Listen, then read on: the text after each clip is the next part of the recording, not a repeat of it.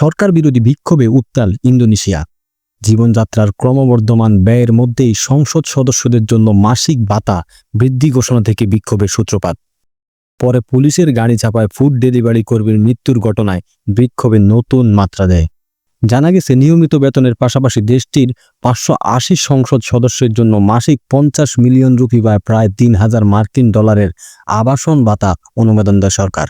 এই সংখ্যা দেশটির ন্যূনতম মজুরির 10 থেকে 20 গুণ বেশি। জীবনযাত্রার ব্যয়ের চাপে হাঁসফাঁস করা মানুষের কাছে এই খবর পৌঁছালে ক্ষোভ ছড়িয়ে পড়ে। আগস্টের শেষের দিকে রাজধানীর জাকার্তায় একটি বিক্ষোভে পুলিশের সাজোয়া যানের চাপায় এক ফুড ডেলিভারি কর্মীর মৃত্যু হয়। পুলিশের গাড়ি যখন তাকে চাপা দেয় তখন তিনি একটি ডেলিভারি দিতে যাচ্ছিলেন। তিনি কোনো আন্দোলনে যুক্ত ছিলেন না। 21 বছর বয়সী আপ্পান কুর্নিয়াওয়ানের মৃত্যুতে দাবানলের মতো ছড়িয়ে পড়ে বিক্ষোভ।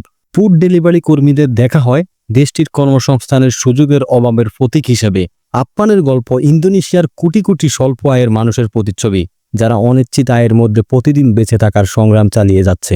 বিক্ষোভ দমনে দেশটির সরকার নিরাপত্তা বাহিনীকে কঠোর হওয়ার নির্দেশ দিলে উত্তেজনা আরও বেড়ে যায়।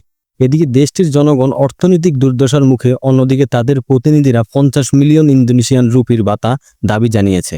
স্থানীয় গণমাধ্যমের খবরে জানা গেছে, বিক্ষোভের মুখে জনপ্রতিনিধিদের আবাসন ভাতা বাতিল করা হয়েছে।